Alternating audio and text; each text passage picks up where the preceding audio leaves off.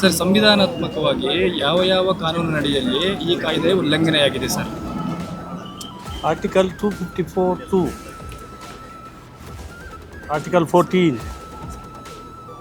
Fundamental right, ready with article 19(1)(e), 21 life includes livelihood. Supreme court Olga Tellis ಕೇಸ್ನಲ್ಲಿ 1986 page 180ನಲ್ಲಿ, slum dwellers ಕೇಸ್ನಲ್ಲಿ, footpath vendors, supreme ಕೋರ್ಟ್ನವರು ಎಲ್ಲ ವಿಷಯಗಳನ್ನು ಪರಿಗಣನೆಗೆ ತೆಗೆದುಕೊಂಡು ಭಾರತ ದೇಶದ ಪ್ರಜೆಗಳು, ವಿಶೇಷವಾಗಿ ಸ್ಲಮ್ ಡಾಲರ್ಸ್ ಆಗಲಿ ಸ್ಟ್ರೀಟ್ ವೆಂಡರ್ಸ್ ಆಗಲಿ, ಅವ್ರಿಗೂ ಮೂಲಭೂತ ಹಕ್ಕು 14 ಮತ್ತು 21 ಅನ್ವಯ ಆಗ್ತದೆ. ಇಲ್ಲಿ ರೈತರು ಎಲ್ಲರೂ ಕೂಡ ಕೃಷಿ ಭೂಮಿಗಳ ಮೇಲೆ ಆಧಾರ ಪಟ್ಟಿರ್ತಾರೆ. ಆ ಭೂಮಿಯನ್ನು ಕಸಿದುಕೊಂಡು ಪರಿಹಾರ ಕೊಡ್ತಕ್ಕಂಥದ್ದು ಅದು ಸಮಂಜಸ ಅಲ್ಲ.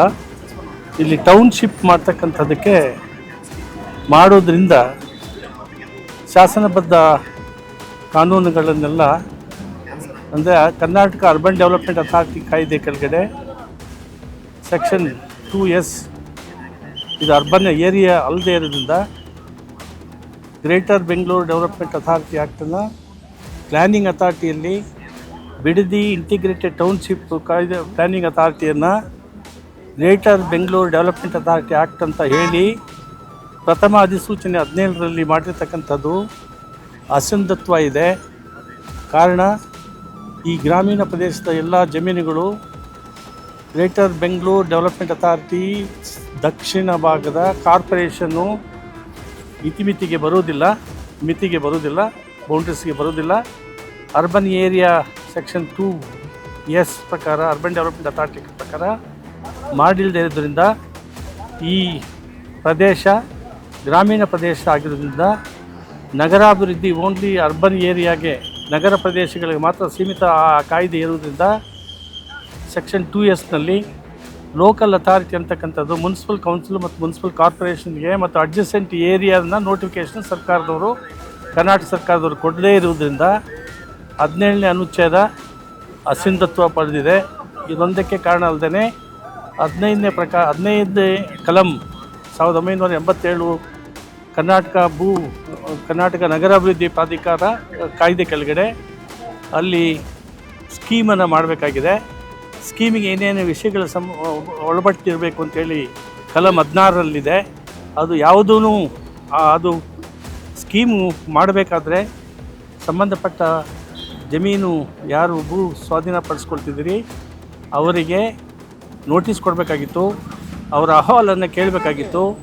ಅದನ್ನೆಲ್ಲ ಏನು ಕೇಳ್ದೇನೆ ನೀವು ಸ್ಕೀಮ್ ಇಲ್ಲದೇನೆ 17ನೇ ಅನುಚ್ಛೇದದಲ್ಲಿ ಪ್ರಥಮ ಅಧಿಸೂಚನೆ ಹೊರಡಿಸಿರೋದು ಶೂನ್ಯ ಅಂತ ಹೇಳಿ ಸುಪ್ರೀಂ ಕೋರ್ಟ್ ತೀರ್ಮಾನ 1999 Babu Varghese versus Kerala state bar ಕೌನ್ಸಿಲ್ನವರು, ಹಿಂದೆ ಪ್ರಿವಿ ಕೌನ್ಸಿಲ್ ಮತ್ತು ಹೌಸ್ ಆಫ್ ಚಾನ್ಸಲರ್ಸ್ ಡಿಸಿಷನ್ನು, ಟೈಲರ್ ವರ್ಸಸ್ ಕಿಂಗ್ ಎಂಪರರು ಮತ್ತು ಇಂದಿನ ಸರ್ವೋಚ್ಚ ನ್ಯಾಯಾಲಯದ ತೀರ್ಪುಗಳನ್ನು ಪಾಲಿಸಿ ಒಂದು ಮಹತ್ತರವಾದ ಚಾರಿತ್ರಿಕವಾಗಿರ್ತಕ್ಕಂಥ ತೀರ್ಪು.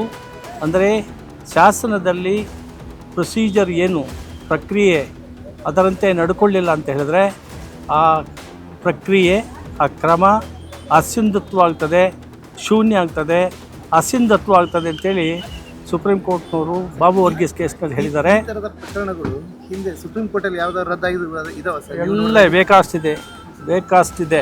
ಇದು ಇನ್ನೂ ಬಹಳ ಒಳ್ಳೆಯ ಕೇಸು. ತೀರ್ಮಾನಗಳು ಮಾಡಿರೋದು ಕೇಸುಗಳಿಗಿಂತ ಬಹಳ ಅತಿ ಹೆಚ್ಚಿನ ಒಳ್ಳೆಯ ಮೆರಿಟ್ಸ್ ಮೇಲೆ ಇರ್ತಕ್ಕಂಥ ಕೇಸು ಅಂತ ನಾನು ಈಗಾಗಲೇ ನನ್ನ ಮಾತಿನಲ್ಲಿ ಹೇಳಿದ್ದೀನಿ. ನಾವು ಸಾರ್ವಜನಿಕರ ವಿಚಾರಣೆ, ರೈತರ ಹೆಣ್ಣುಮಕ್ಕಳು ಎಲ್ಲರನ್ನೂ ವಿಚಾರಣೆ ಮಾಡಿದ್ದೀವಿ, ಅದನ್ನೆಲ್ಲ ರೆಕಾರ್ಡ್ ಮಾಡ್ಕೊಂಡಿದ್ದೀವಿ. ನಾವು ಸೋಮವಾರ ತಪ್ಪಿದ್ರೆ ಮಂಗಳವಾರ ಒಳಗಡೆ ಒಂದು ತೀರ್ಪನ್ನು ನೀಡಿದ್ದೀವಿ. ತೀರ್ಪು ನಮ್ಮದಿದೆ. ಈ ನೋಟಿಫಿಕೇಷನ್ಸು ಭೂಸ್ವಾಧೀನದ ಪ್ರಕ್ರಿಯೆ ಸಂವಿಧಾನದ ವಿರೋಧವಾಗಿದೆ, ಶಾಸನ ಕಾನೂನು ವಿರೋಧವಾಗಿದೆ, Karnataka urban development authority act ವಿರೋಧವಾಗಿದೆ. ಸಂವಿಧಾನದಲ್ಲಿ 243(z)(e) ಮತ್ತು (z)(f) ವಿರೋಧವಾಗಿದೆ. ಆದ್ದರಿಂದ ಪ್ಲ್ಯಾನಿಂಗ್ ಅಥಾರಿಟಿ ಬೇರೆ, ಡೆವಲಪ್ಮೆಂಟ್ ಅಥಾರಿಟಿ ಬೇರೆ, ಪ್ಲ್ಯಾನಿಂಗ್ ಅಥಾರಿಟಿ ನಗರ ಯೋಜನೆ ಕಾಯ್ದೆ ಕೆಳಗಡೆ ಮಾಡ್ತಕ್ಕಂಥದ್ದು. Urban development authority act 1987, 1961 town and country planning act ಕೂಡ ಹಳೆಯದು. ಸುಪ್ರೀಂ ಕೋರ್ಟ್ ತೀರ್ಪುಗಳಿವೆ. ಹೊಸದಾಗಿ ಮಾಡಿರ್ತಕ್ಕಂಥ ಕಾನೂನು ಊರ್ಜಿತಾಗ್ತದೆ. ಹಳೆಯದು ಪ್ಲ್ಯಾನಿಂಗ್ ಅಥಾರಿಟಿ ಸೆಕ್ಷನ್ 4C ಅಸಿಂಧುತ್ವ ಪಡೆದಿದೆ. ಯಾಕಂತ ಹೇಳಿದ್ರೆ 243Z ಈ ಪ್ರಕಾರ ಕರ್ನಾಟಕ ವಿಧಾನಸಭೆಯವರು ಕಾಯ್ದೆಗಳನ್ನು ಮಾಡಲಿಲ್ಲ. ಅದನ್ನು ಯಾವ ರೀತಿ ಇದು ಪ್ಲ್ಯಾನಿಂಗ್ ಯೋಜನಾ ಸಮಿತಿ ಇರಬೇಕು ಅಂತ ಹೇಳಿ, ಯೋಜನಾ ಸಮಿತಿ ಕಾನೂನು ಪ್ರಕಾರವಾಗಿ ಇಲ್ಲದೇ ಶಾಸನದಲ್ಲಿರ್ತಕ್ಕಂಥದ್ದು ಸಂವಿಧಾನದ 243ZF ಪ್ರಕಾರ ಲ್ಯಾಪ್ಸ್ ಆಗೋಗ್ಬಿಟ್ಟಿದೆ. ಆದ್ದರಿಂದ ಎಲ್ಲ ವಿಚಾರಗಳನ್ನು ಕೂಲಂಕುಷವಾಗಿ ನಾವು ಪರಿಶೀಲನೆ ಮಾಡಿದ್ದೀವಿ. ಸುಪ್ರೀಂ ಕೋರ್ಟ್ ತೀರ್ಪಿಗೆ ವಿರೋಧವಾಗಿ ಸಂವಿಧಾನ ಪೀಠದ ತೀರ್ಪುಗಳು 2013 ಆ್ಯಕ್ಟ್ ಕೂಡ ಇದಕ್ಕೆ ಅನ್ವಯ ಆಗ್ತದೆ, ಅದನ್ನು ಮಾಡಿಲ್ಲ. ಆದ್ದರಿಂದ ಈ ಪ್ರಥಮ ಅಧಿಸೂಚನೆ, ಪ್ರಾಥಮಿಕ ಅಧಿಸೂಚನೆ ಮತ್ತು ಅಂತಿಮ ಅಧಿಸೂಚನೆ ಕೊಟ್ಟಿದ್ದರೆ, ಇನ್ನು ಕೊಡುವುದಿದ್ದರೆ ಅವೆಲ್ಲ ಶೂನ್ಯ, ಹಾಗಾದ್ರೆ ಇಲ್ಲಿ ಅಸಂಧತ್ವ ರೈತರಿಗೆ ನ್ಯಾಯ ಸ್ವಲ್ಪ ಇರಪ್ಪ ಅಸಂಧತ್ವವನ್ನು ಪಡೀತದೆ ಅಂತೇಳಿ ಈ ಸಂದರ್ಭದಲ್ಲಿ ಹೇಳ್ತೀವಿ.